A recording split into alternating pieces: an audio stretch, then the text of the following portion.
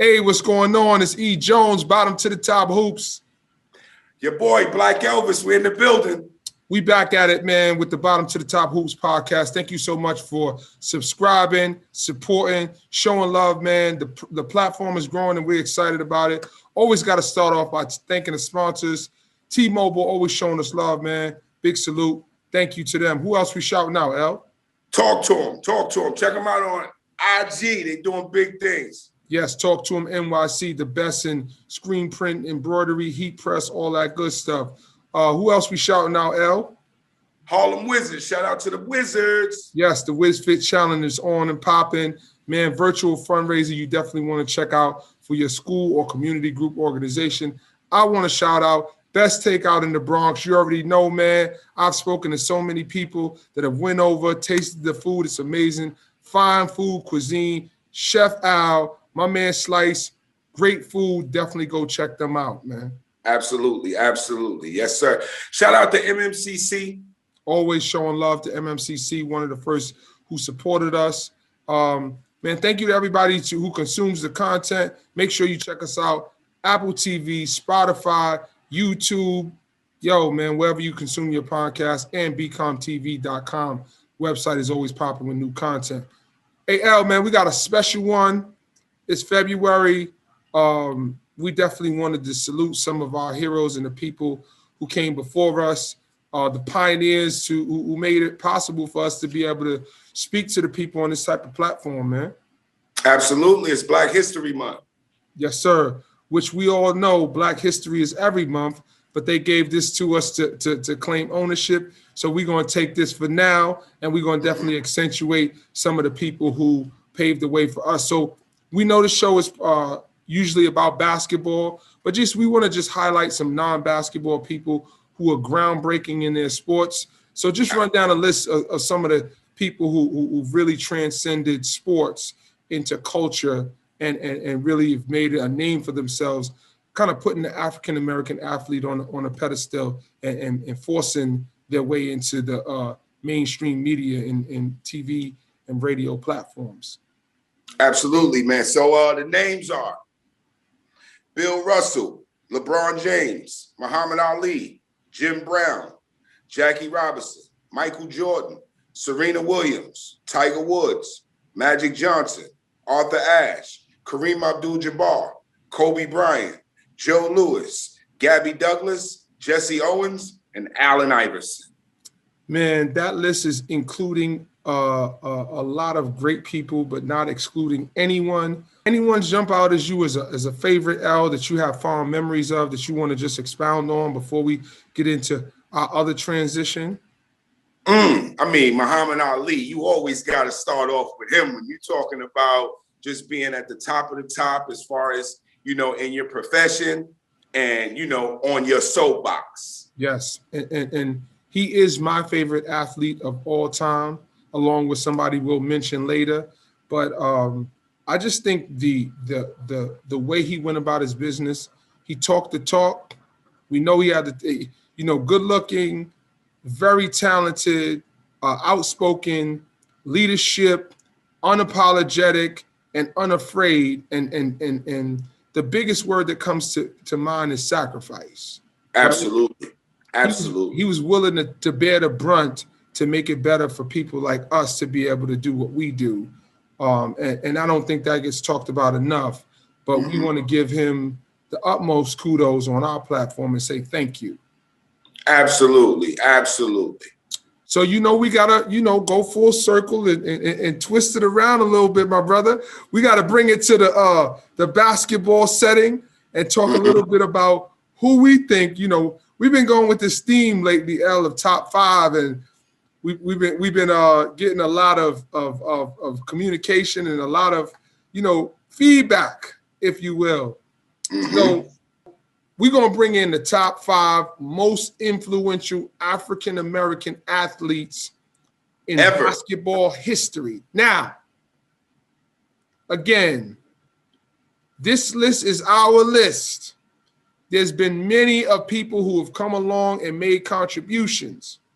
We took all of that into account and we came up with what we thought would be the top five people who kind of let's give a little background. You had to be a great player.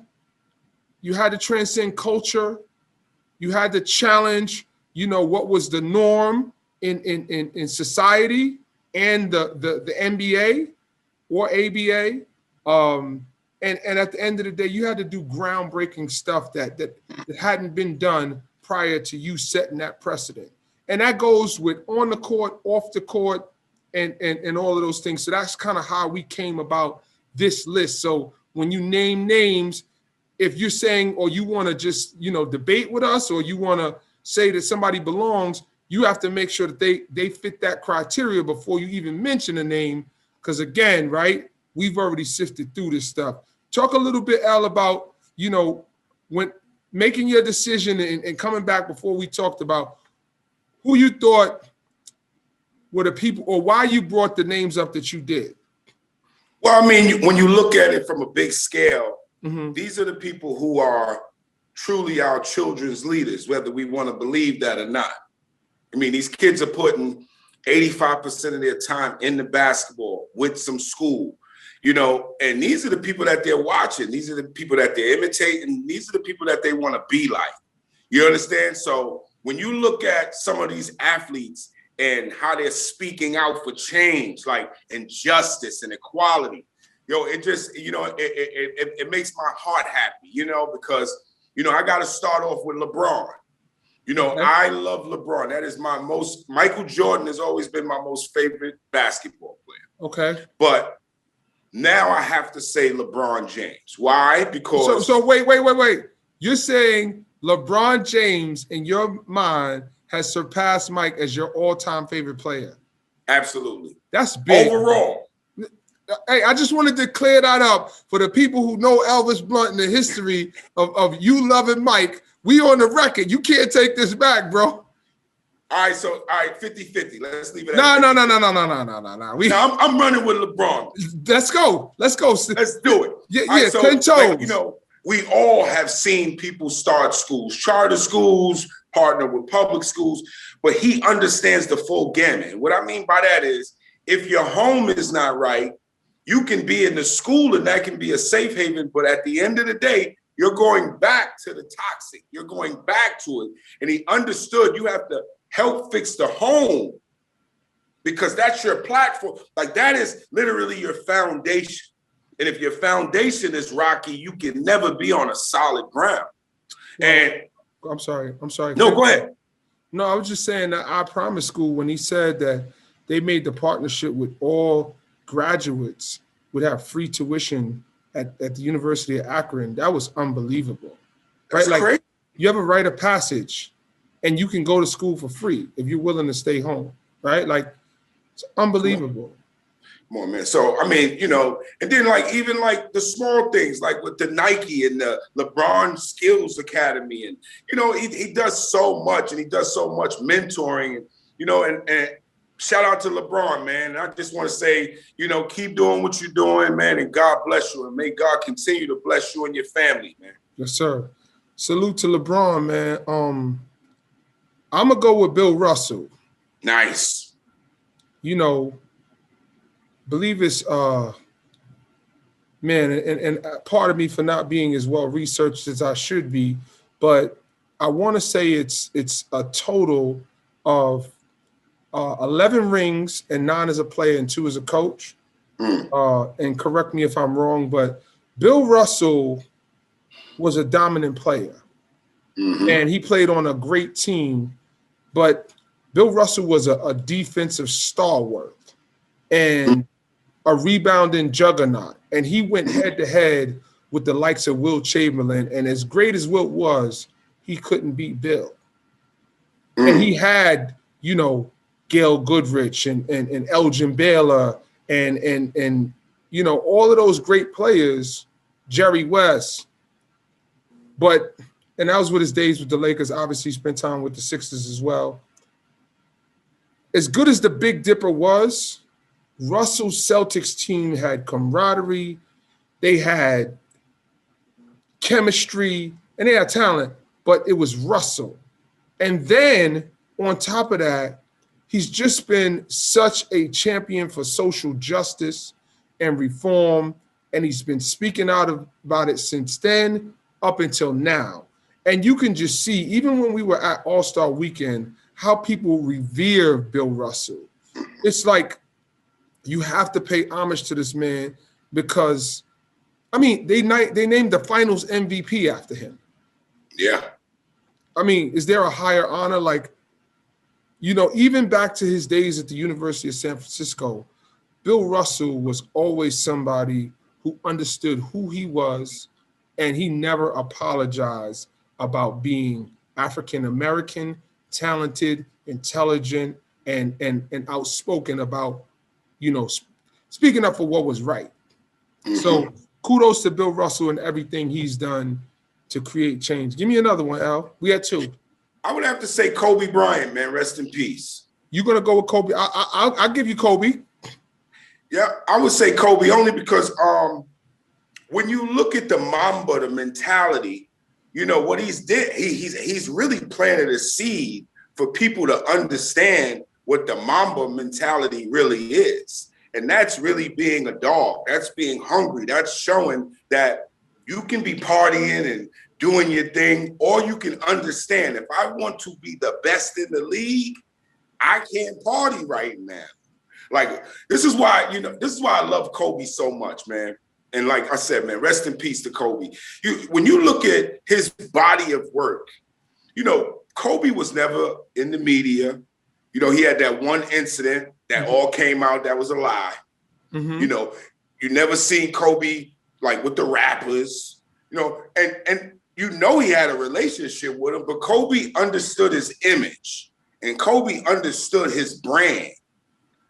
And only thing when you look at Kobe, you just look at dog, you look at wolf, you look at hungry. Like Kobe was that dude. And Kobe gave the league 20 years, 21 years, and then like said, you understand, and really went and said, now I'm going to focus on girls basketball because this is where my daughter is. You know what I mean? So when you look at just his, like I said, his body of work and, you know, him building that gym and, you know, creating like this circuit for the girls because he's seen the void. All the boys get everything. What about the girls? And his girl played ball. His daughter was in that mix. So, you know, like Kobe, I got to give him kudos too. And when he did detail on ESPN, when he was breaking down the players, that was unbelievable. And he got an Academy Award. Come on, man. Like, you know what I'm saying? That's groundbreaking. I'm going to go with one that, in terms of transcending the game, I'm going to go with Allen Iverson. And I'm going to tell you why. There's certain players that come around that are generational. And I don't think AI did everything the right way. But he was genuine. And he came in with the cornrows. He came in with, you know, baggy jeans. Baggy jeans, swag, chains. And he was the rappers. He was rap culture. And he was bringing it into the NBA's living room. And they were just like, no, you can't do this. No. And they were knowing him at every stop. But guess what? The one thing they wasn't saying no about is when he stepped on that floor. No question. If you paid to see Allen Iverson play, you got treated to a night of a memorable performance, right? Because his will, at his size, his stature, and his ability was like, it was mind-blowing to be able to see him be so dominant, and you could see the determination in which he played with. I mean, I don't know if he's the first, but he signed a lifetime deal with Reebok. Like, you talk about changing culture. Like, he was the one guy at that time that made it identifiable. We were all African-American kids wanting to play ball and be like Mike. But respectfully, Mike's story didn't parallel mine, right? He was from the country, probably came from humble beginnings. He was a country kid. Allen Iverson was a kid from the hood, and he wore that when you got to the league, a lot of the time people try to clean you up and kind of polish your image. AI was like, I'm fighting you every step of the way. And, you know, he may have made some mistakes and he could have cost himself some opportunities. But what I respect is, I don't think Allen Iverson ever BS'd anybody. He was who he was. And when it came to that court, he put every ounce of energy into that, man. And he had kids around the world, you know, black, white, Chinese, wanting to be Allen Iverson, wear baggy jeans and chains and cornrows, even if you didn't have, you know, African-American kinky hair. They were still braiding their hair out because of AI. So he was groundbreaking. Give me another one, Al. Gotta go Michael Jordan. Come on now. Like, you tried to put the little comparison. Who you going with, L, Mike or LeBron? Mike is the #1 player in the world as far as a brand is concerned. I mean, when you think about Michael Jordan, like I said, I started off the show. I just want to remind the people and the viewers, like, Mike has done tons of things behind the scene that didn't get publicized. So I just want to start there. Okay. Now let's go on to Mike, the killer. Like, when I looked at Mike, it showed me how, when you play with other players, how you can raise the expectation of others, because you can put that will into them. You can put that heart into them. Now, they might not have your heart, but what you can do is you can poke so much that you make a person tougher. And next thing you know, they displaying that same heart. I seen Mike do that, man. I seen him do it with Pippen. I seen him do it with Horace. I mean, I even seen him do it with Kerr.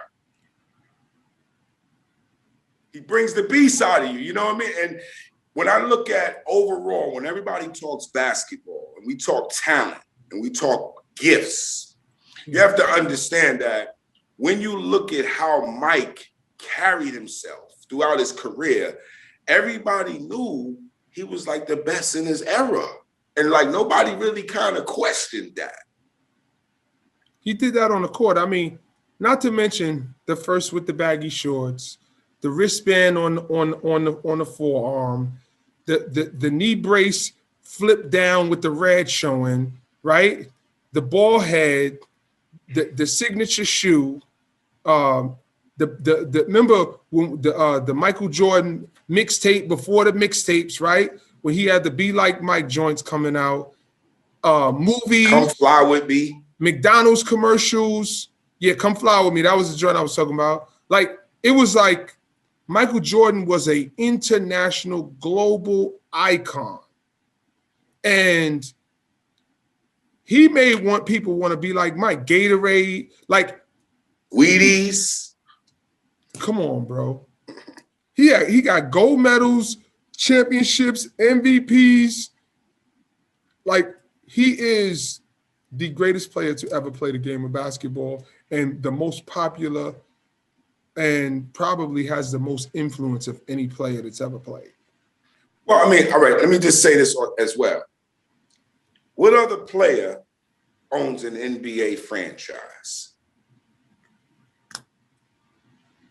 You know what I mean? Like, you know, now Magic, you know, he almost did, but like Mike, he owns his team. Like how Jay used to talk crap. Like, I play for my team and I own it and all that. Like, Mike is really like that. Yeah. Yeah, he said, yeah, I play for the team I own. Like, come on, you know what I mean? And then, like, it's a good feeling, Al. Come on, it gotta be. It gotta be. Harlem Wizards, it gotta be.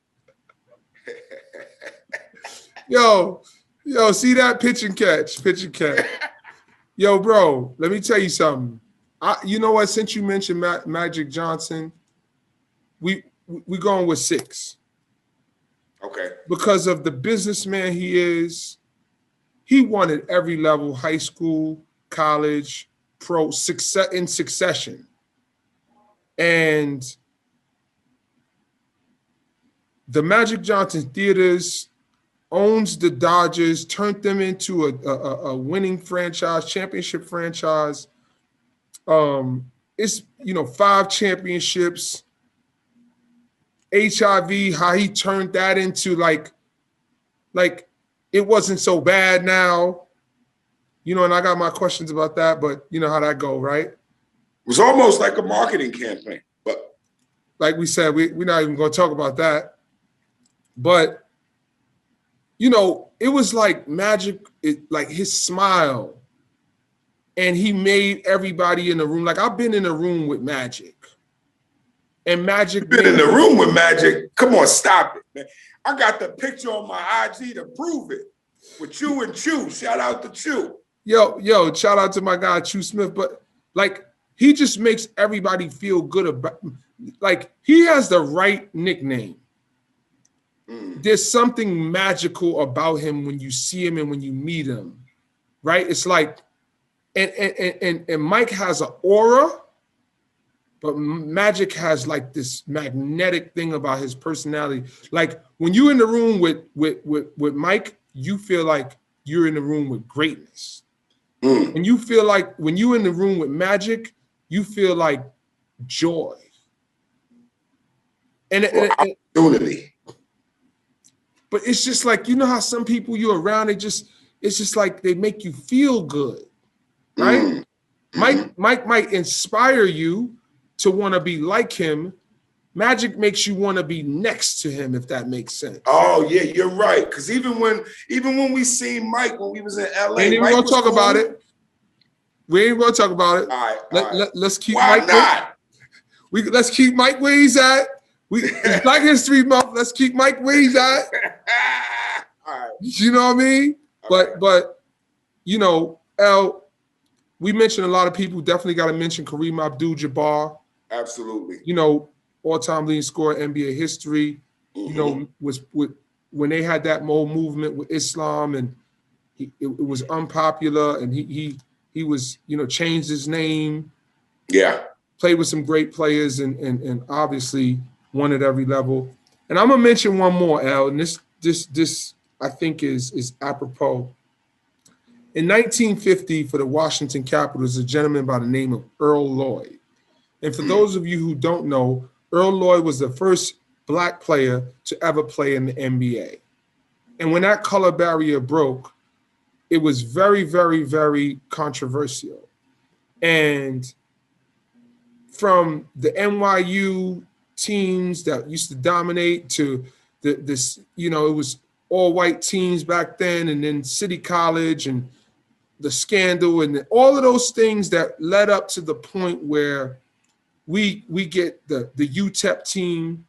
Then in 1950 it actually happens, and now you see an NBA that is probably 70% African American ball players. So we as a community owe a big kudos to Earl Lloyd for breaking that color barrier, and then the many players who've done great things after him. So salute to Earl Lloyd, his family. We say thank you and we appreciate you, man.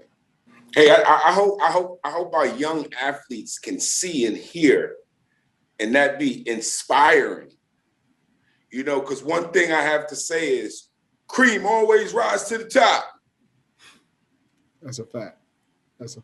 Yo, Al, man, I think it was a great show. Black History Month. Salute to all of the Black kings and queens out there, the mothers and fathers raising these children. Stay in the fight. We know it's crazy out here with these chaotic times. Stay close to your family. Love on your kids hard, man. Be the change that you want to see, and make sure that you understand that these children are following behind you. So set a great example for them, man. It's E. Jones, bottom to the top hoops. Al, who you shouting out? Yeah, big shout out to Kevin and Antonio, lead by example, man. I think we're gonna be doing some really big things, some really good things in the community with those guys. Big shout out to Sap. Yeah. Really behind the scene, really working, man. Like, it's different when you got somebody who do what you do on the same level, or maybe a little, and they want that smoke, man. God bless, man. Big shout out to Sap. Anything working. Big shout out to everybody down with decisions. Definitely a big shout out to Elliot. El Finesse, because he planted the seed. You know, and that's it, man. Yo, make sure y'all go out and cop that album on all digital platforms. Torn the Dude from the Decisions Cast. Absolutely. Got that smoke, man. Definitely shout out to him and all the Decisions Cast, man. Big shout out to Jerry Ice McCullough and my brother D Jones, always supporting. My dad, moms, everybody, man. Love the whole fam. You got the last word, Al. Big shout out to the man upstairs that always make this possible, man.